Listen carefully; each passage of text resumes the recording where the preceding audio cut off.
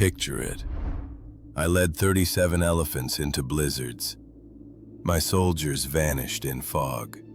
Men clung to cliffs as snow erased the path. The Alps were no backdrop. They were my fiercest enemy. Rome expected me from the sea. Instead, I burst from the mountains like a storm, driving an army hardened by suffering. This was no march.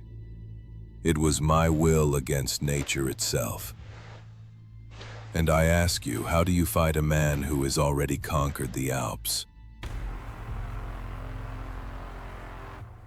In 218 BC, 16 days in the Alps became one of the harshest ordeals any ancient army ever faced. While Rome watched its harbours for sails on the horizon, Hannibal was dragging thousands of men and animals across the highest ridges in Europe. It was no diversion.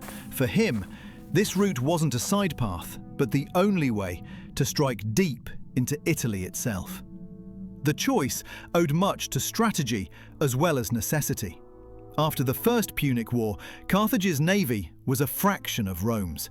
A direct landing from Africa would have been crushed at sea long before reaching Italian shores. Hannibal's real strength lay in Spain, where he commanded territory and manpower. Marching overland offered the only chance to bring that army intact against Rome. But when Roman forces under Publius Cornelius Scipio advanced towards southern Gaul to block the easier coastal route, Hannibal made a harsher decision. He turned north and chose a higher, riskier Alpine pass that promised both survival of his campaign and tactical surprise. Before reaching the Alps themselves, he demonstrated why the Romans feared him. At the Rhône River, hostile tribes massed to prevent his crossing. Hannibal sent part of his army upriver to slip across secretly at night, then lit signal fires as they charged from the far bank at dawn. With the enemy distracted, the main force rushed the crossing on rafts and pontoons.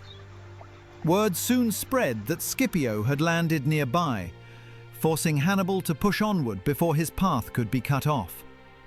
That urgency propelled him into the mountains. When the army finally turned toward the peaks, its size was formidable, but already diminished.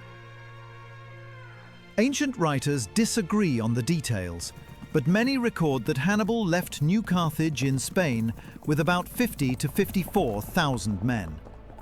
By the time he approached the Alpine passes, the columns had been reduced to around 38,000 infantry, 7 to 8,000 cavalry, and 37 elephants.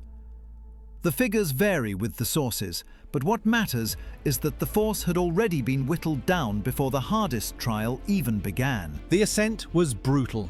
Snow blinded the line of march, cliffs narrowed to ledges, and avalanches sheared men and supplies away in an instant.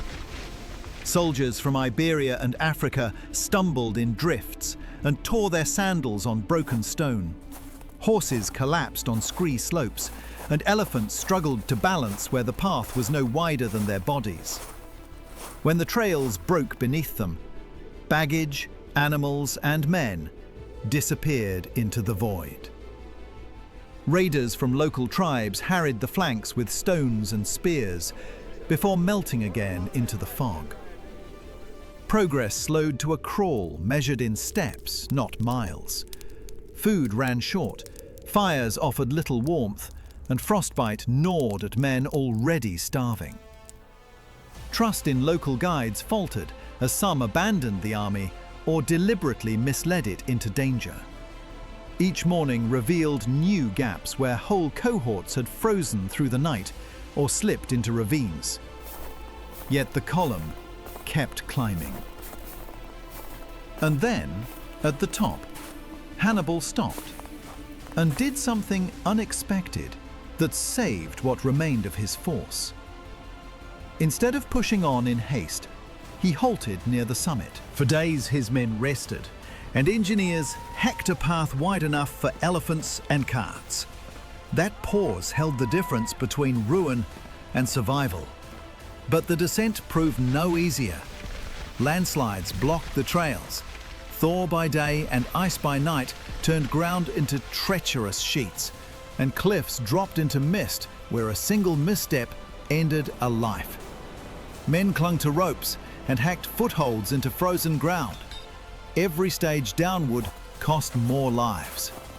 By the time the army staggered into the plains of Italy, it was scarcely the host that had begun. Ancient historians give different totals. Polybius, Livy, and others each offer variants, but modern estimates suggest that somewhere in the range of 20 to 26,000 troops remained. The elephants, once displayed as a symbol of terror, had fared even worse. Most perished in the cold or fell from the path.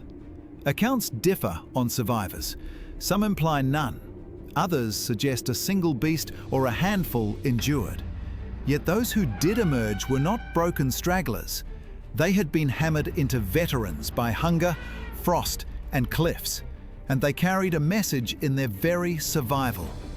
These survivors would soon be tested again in pitched battle at Ticinus and Trebia, giving Rome its first real shock. That shock became his legend. Within months, Roman legions faced him in Italy, fighting not only against men and horses, but against the memory of a commander who had already conquered the Alps. If you liked this close look at the man who forced the Alps to bend, subscribe for more deep dives into Europe's turning points.